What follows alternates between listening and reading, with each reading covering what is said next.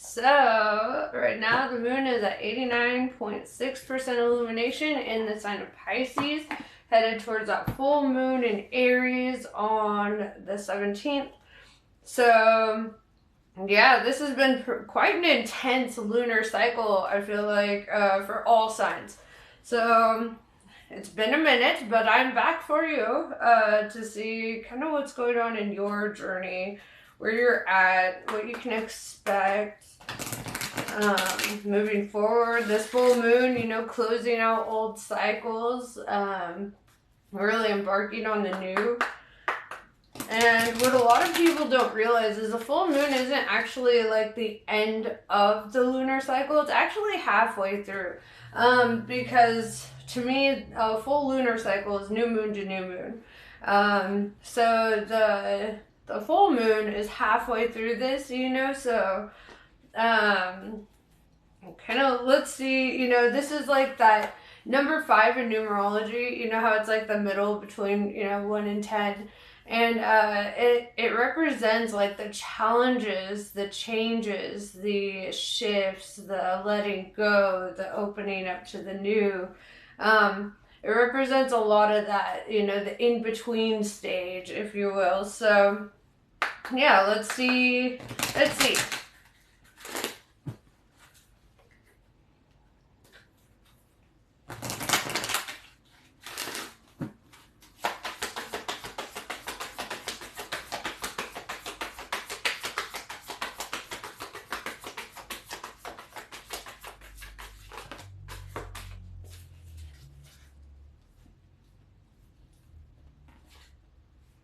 Interesting. So you're kind of like in betwixt some very opposite energies, right? So we have Pleiadians, unconditional love, laughter, excitement. All the butterflies here really represent that transition into the next phase in life. They represent growth, expansion. All the flowers represent like abundance, things coming in for you. But then we have the Nephilim, right? And the Nephilim represents like controversy and assessing new perspectives, right? Looking at things from another perspective, if you will, right? Perhaps even entertaining thoughts and ideas that you had not previously entertained, right? Then we have the Anunnaki, controlling, drama, conflict of interest. And if you notice, they're dressed pretty similar, right? They're literally sitting back to back, but their worldviews are so different, right? They're looking at the world very differently. So this could be part of that, like assessing new perspectives, right? Looking at things from another viewpoint. Also, when I see the Anunnaki, I think of twin flames. Very yin yang energy, It's like, so let's dive into this, because it's like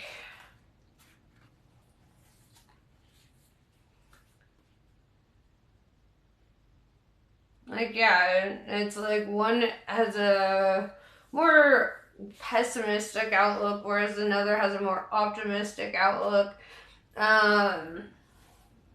This could be disagreements, or just feeling like you're just not seeing things eye to eye, or not like on the same page about something.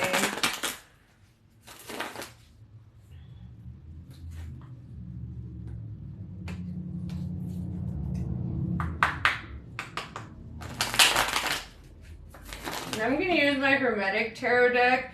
I feel like this is it's one of my favorites. And, when we're going through spiritual alchemy, I feel like the imagery of this card really pulls this out. Really illustrates it well for us, right?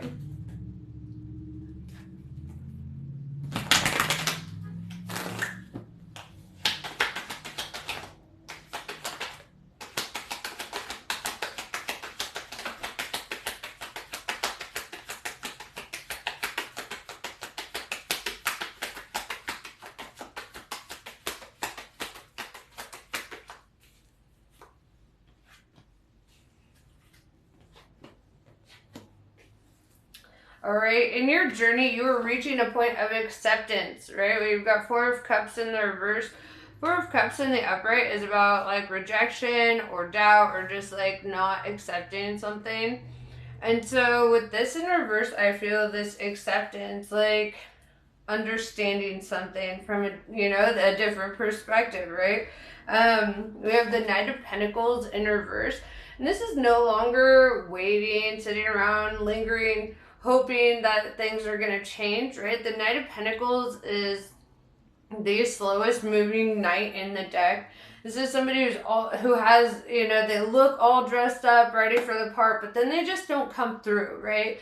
It's like they don't put their money where their mouth is. They just don't show up for you in the way that they look like they will, or the way that they talk like they will, right?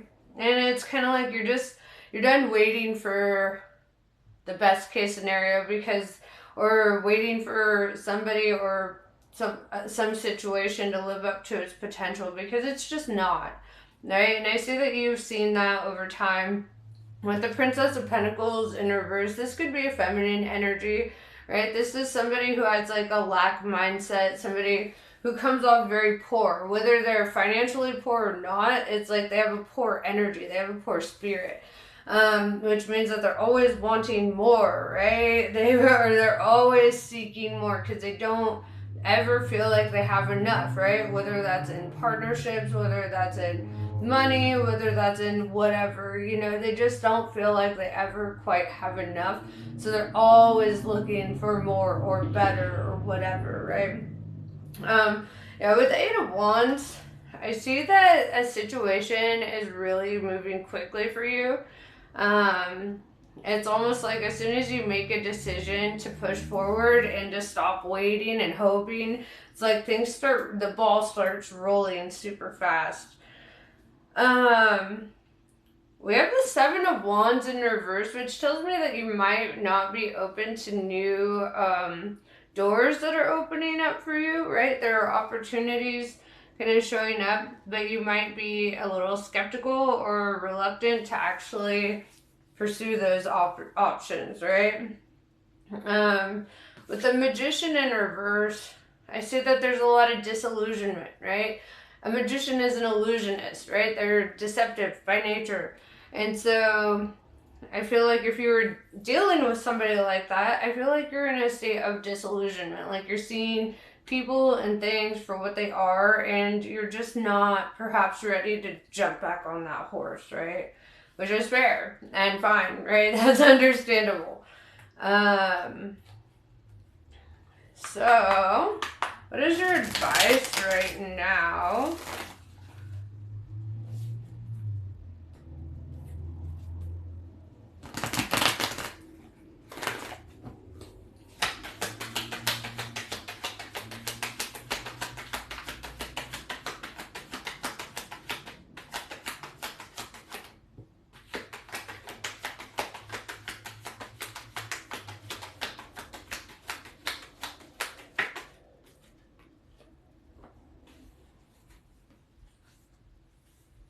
Let it hurt. That's a weird kind of advice, but I think it's good advice.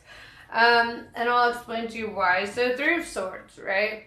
This is all about heartbreak. This is about, hurting, going through the pain, going through a struggle here. And the reason why I'm saying let it hurt is because I feel that it's important to not neglect ourselves, our feelings, right? We have an entire spectrum of feelings to feel, and so we should allow ourselves to do so. Don't dwell on it, don't live there, obviously, but if you need a day or a few days to just really sit with your feelings and allow yourself to feel your feelings, I think that's very healthy. Just don't dwell there, right? It's like it's totally fine to feel them, but it's not okay to let them consume you and control you. You understand? Because you have a whole spectrum of feelings. So you have to let yourself process them and move forward.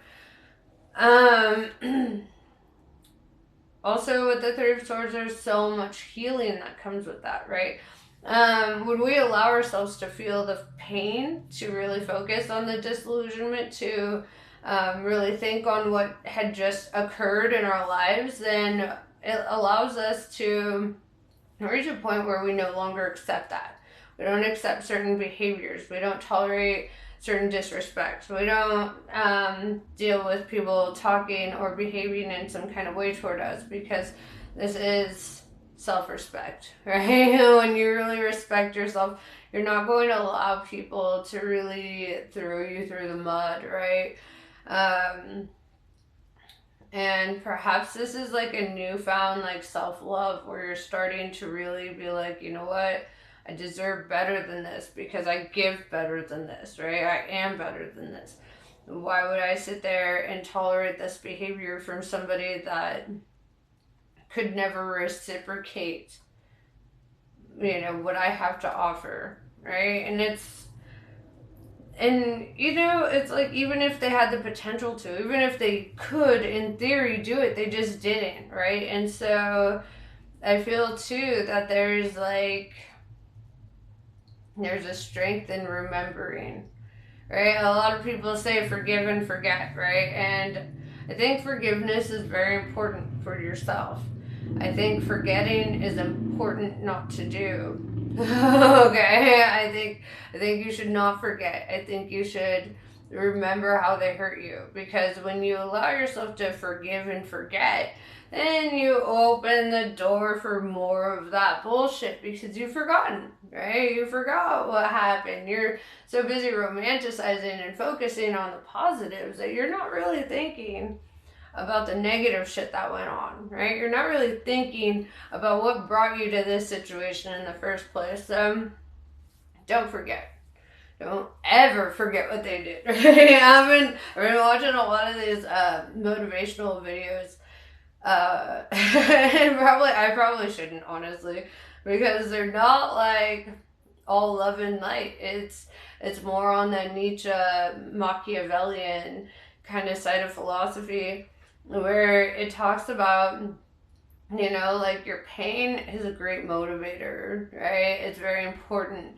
It can, you know, help bring about your best successes, right? These negative feelings can be transmuted into very positive outcomes for you if utilized the right way, right? If you direct that energy correctly, it can become very beneficial for your growth and your expansion as a being, right?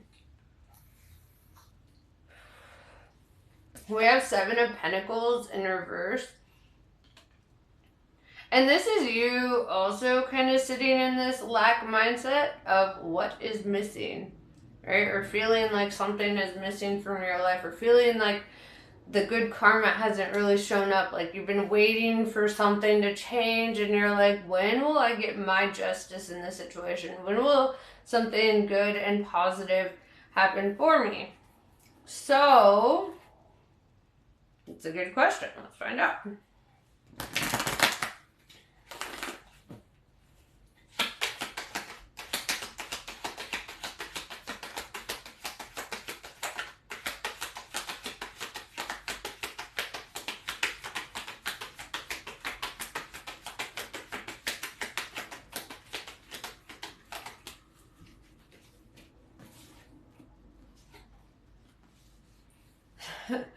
God damn it. Okay, so there's some things you gotta work on. Okay, I'm gonna be real with you always, right? And we're all Aquarians here, so I feel like you respect it a bit more when I'm just real with you. I'm not gonna sugarcoat nothing. I'm gonna just lay it out, take it and go. Okay, like, just know it's coming from the most sincere part of myself, right? With fortitude, it's time to focus on your work, right? Whether it's your spiritual work, your work, or working on yourself, right? Working on bettering yourself and bettering your situation.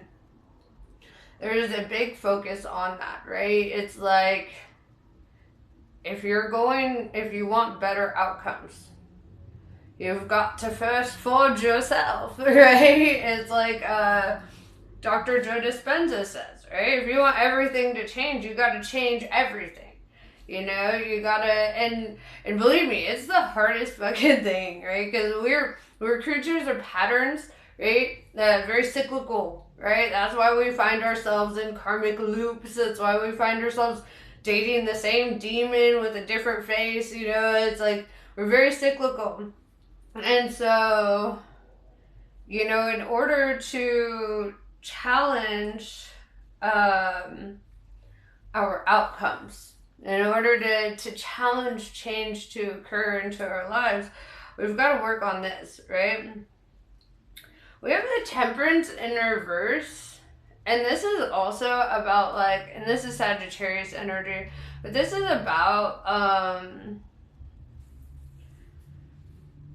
tempering ourselves, right? Like, if you feel like you're quick to anger or quick to an emotional reaction, I think you're being called to, like, hold back and just reflect before reacting, right? Or responding. It's like, allow yourself some time for reflection.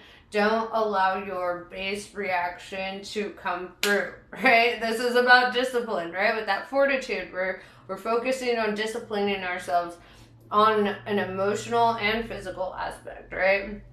However that is for you. And so, you know, and it also, if you are impatient about certain things, if you want certain outcomes right away or whatever the case, it's like you're being called to patience, right? You're being called to just sit with things, right? Sit with your feelings a little bit. Sit with your reactions a little bit. Sit with, you know, just allow yourself to sit with feelings and things. Because there's so much wisdom. You know, it's like, for example, if somebody's actions or behaviors are really pissing you off, and your first thought is, I'm just gonna, like, fucking let them know what I think, da, da, da, da, da, da, da, da, you know, and before you send them your paragraphs, don't. Just don't. Before you start sending people your emotional response to things, whether it's good or bad, it's just saying sit and reflect, sit on it. Give yourself a few days to really process it and to really think, is this actually what I want to say or how I want to respond to the situation, or is this, you know, an emotional reaction, you know? And I myself have been guilty of this recently even. So, you know, I'm not just calling you out. We're all called out, bro. And then we have King of Swords in reverse, right? And this is also saying, like, put the sword down, right? I mean, you are the King of Swords, right? Or Queen of Swords or whatever. You know, tarot has nothing to do with gender, really. It has to do with which side of the brain you're operating out of, right? Right now you're in your masculine. But it's really, you know, like, a big part of your advice right now is putting the sword down. Don't be quick to fight. Don't be quick to anger and reaction. Just like I just fucking said, actually. You know, it's not being so guarded or so distrustful even, right? Some people may have broken your trust, but that doesn't mean everyone has broken your trust, right? So it's allowing people to show you who they are and then acting accordingly, right? Rather than assuming who they are, right? Rather than just deciding for them and not giving them a chance to demonstrate who they are, right? And we're all guilty of that, right? We're all guilty of being like, you must be just like the rest because why else would you be talking to me? You know, kind of shit. So, you know, it's like, you know, see the differences in people and allow them to have their differentness, right? Rather than just assuming they're just like the rest, because that's really like an unconscious prejudice, right? When we do that, when we're like, oh, well, just because this person treated me this way and they behaved that way, that must mean everyone's like that. That's prejudice, okay? That's like saying, oh, all people of color are that way, or all the women are this way, or all the men are that way. Nope, that's prejudice, and I don't stand for that, right? And nor should you, right? And if you catch yourself subconsciously thinking like this, that's where you need to catch yourself, right? That's where you need to switch up your mindset, because you need to give people an opportunity to demonstrate that they are not everyone that you've dealt with, right? And this could be in friendships, family, whatever, relationships. It's just, just because you had a bad experience, maybe you've had a few bad experiences, but it's not necessarily an entire gender's fault or an entire, whatever's fault. It's, it's actually kind of your fault, because you have a default setting that gives you a specific type, right? And this type is linked to people who raised you, right? It's linked to settings you grew up in. It has a lot to do with your enculturation, your acculturation. And so a lot of this is like, maybe you would be able to find more trustworthy people if you weren't looking so specifically at repeating the past with the same kind of energies, right? People who behave the same way, who think the same way, who look the same way. And if your type actually worked for you, it would have worked the first time.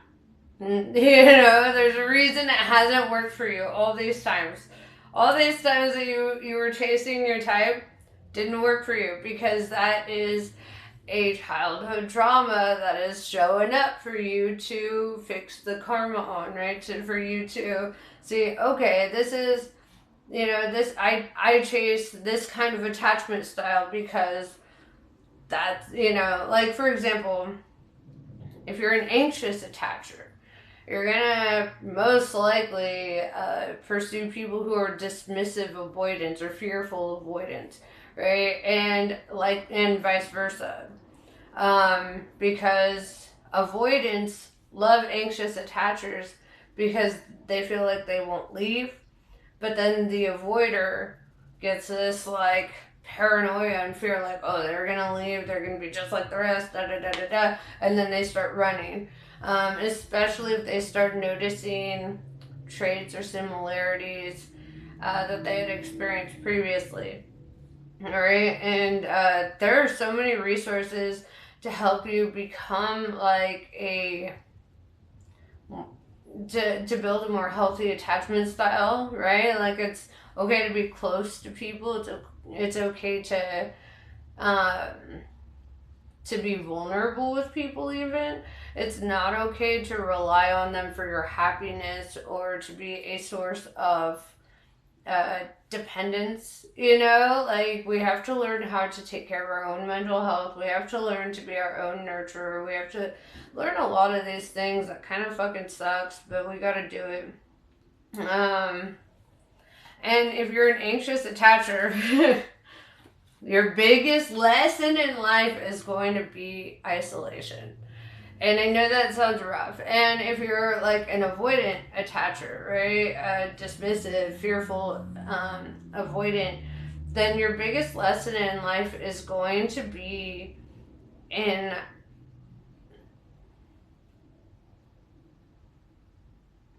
chasing the wrong types of people, right? Because you're looking for people who kind of will fulfill your expectations rather than things that are actually good for you, right? Like, if you expect people to be shitty, you expect them to cheat, you expect them to be, however, you're gonna chase that because it's familiar, and that's, just what you expect, right? You don't want to be wrong about something. Also, you're gonna run away, right? Gonna run away, run away. Yeah, you're gonna run away. And the reason you do is because you're like, what if they're like the rest? What if I get close and then I get hurt? Da da da da da. And you know what? I think the most punk rock thing you could ever do as an avoidant, the most like rebellious thing you could ever do is rebel against yourself, right? When it's easy to run away, when it's easy to dismiss, when it's easy to just fucking wander off in another direction, don't. You know, it's like saying, don't. Just sit with it. Sit with your feelings and ask yourself, like, have they actually done something to cause me to walk away, or is this my fear, kind of coming up? Is this, and communication helps. It goes a long way. If you are an anxious attacher, on the other side, on the flip flop, the flippity flop, um, allow yourself to let go when people need to go, right? If people are leaving, if you're dealing with avoidance, um, the biggest act of self-love is to just let them, right? Is to just let them be. Um, this is something I've had to heal on my own journey, and I became pretty fucking good at it. So good, I started becoming dismissive myself, and I'm like, how do you find the in between, right? Because it's easy to walk away when you start feeling like, oh, maybe it ain't gonna do the thing, your intuition starts coming up and stuff. So, but it's hard to discern too between your intuition and your fear, and so that's why I think like sitting and waiting is good, right? But if you're an anxious attacher, don't keep texting them. Don't keep trying.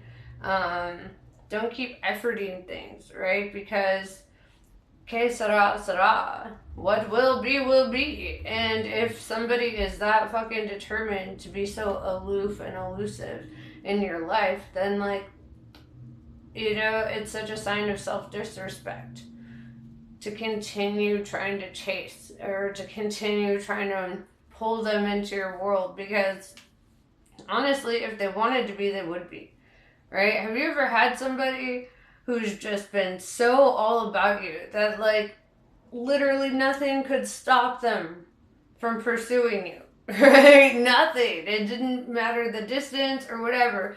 Like, I remember my ex-husband, actually, this is a prime example. We were just, I think, like 18 or something. We're pretty young, but I had moved about 45 minutes out of town, and and I was trying to separate from this connection or whatever. I was afraid or whatever, and I was like, fine, fuck it, I'm just gonna go. I'm gonna leave town. I'm gonna start afresh. Da da da. And then this fool literally walked for like a day and a half. Well, that's probably longer. It was like a full last day. It was like a full fucking day. This fool, he walked all the way. And like, and I was in bumfuck Egypt, right? Like out in the boonies, like there was farms and shit. Like, I was out there. Like, finding me was impossible. And this was before we had Google Maps, right? This was back when we still had to map quest shit. And so this fool is like having his friends map quest the way for him and giving him directions. And by the time he reached my house, he was like collapsed and like half dead and like had no food or water. I was like, are you fucking kidding me? And so from that day on, I learned, like, if somebody really wants to be with you, if somebody really cares that fucking much, literally nothing will stop them. They will walk 500 miles, right? Like that song. They will walk. They will make it so. They will find a way to make it work. If somebody really has no desire to make it work, they're not going to make any efforts to make it work, right? They're going to show up. They're going to be shady. They're going to be flirting with all your friends. They're going to be doing some fuck shit. They're going to let you know in every way that they possibly can that they don't give a fuck, right? No matter what their words are saying, their actions are saying they don't give a fuck, right? And so when somebody genuinely gives a fuck, you'll know it, right? There will be no way for you to not know it. And so, yeah. You have to trust people's actions and live accordingly, right? And I love the motto. I live by the motto of let people do what they want to do and then see what they want to do, right? Don't try to control what they want to do. Don't try to make yourself ever present in their life, you know, or super available to them or whatever. Because no matter what, they're going to do what they want to do. And so it's better to just let them do it, see what exactly it is that they want to do, and then, you know, act accordingly. Not everyone has the same heart as you, and I think that's also a really hard lesson to learn in life. It's also so important to learn in life. Because when you realize that, when you realize not everyone has the same heart as you, then you're able to move according to their behaviors rather than their potential, right?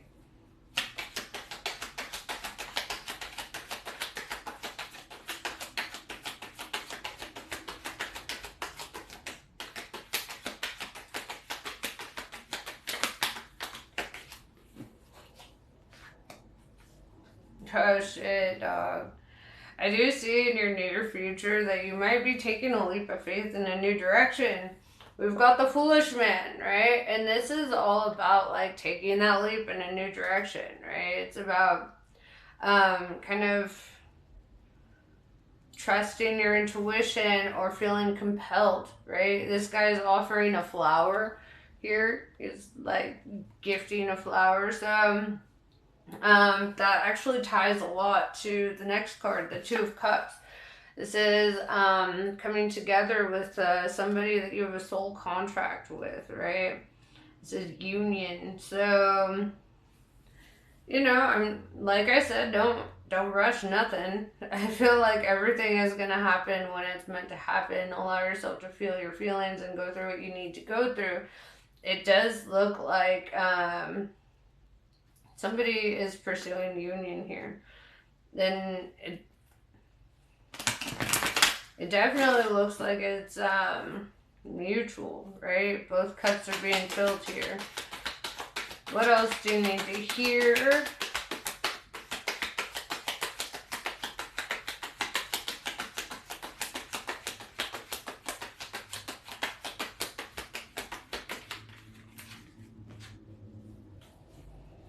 The Eight of Cups in reverse.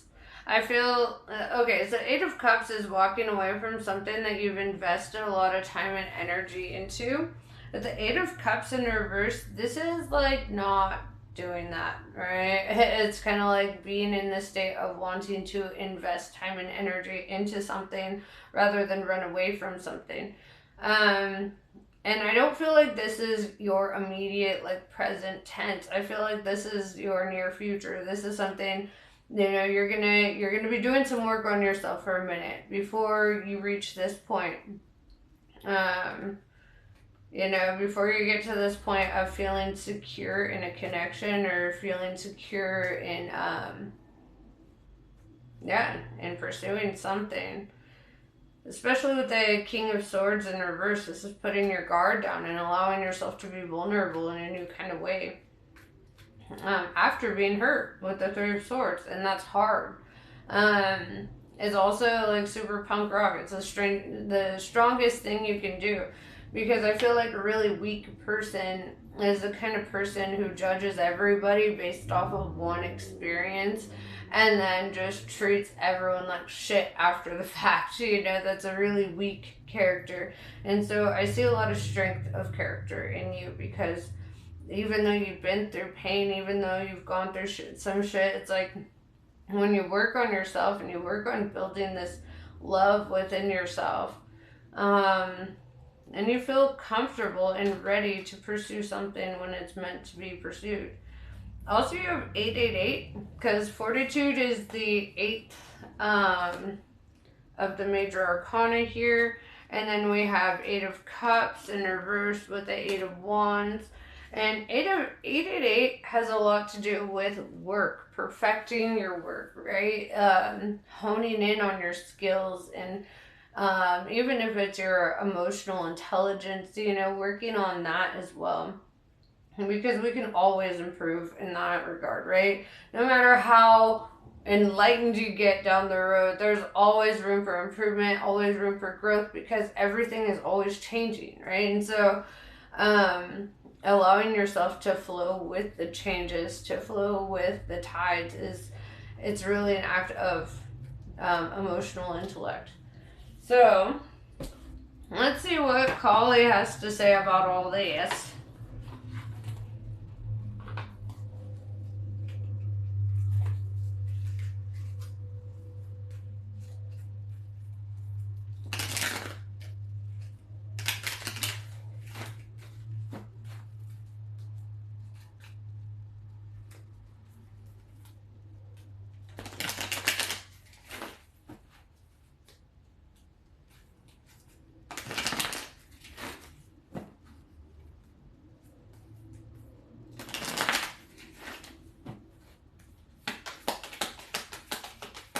Also, it was just brought to my attention how we started the reading with the Pleiadians, right? The unconditional love, excitement, and laughter. And we're closing it out with the Two of Cups, unconditional love, excitement, and laughter. This is union energy, right? And with the Anunnaki being very kind of twin flamey, like equal opposites, polarities of each other, right? If there is that kind of a union taking place, it's not easy, right? It requires a bit of a surrender, if you will, with the King of Swords in reverse, right? Surrendering rather than fighting, and just kind of allowing things to fall into place for you instead of trying to force things to go a certain way,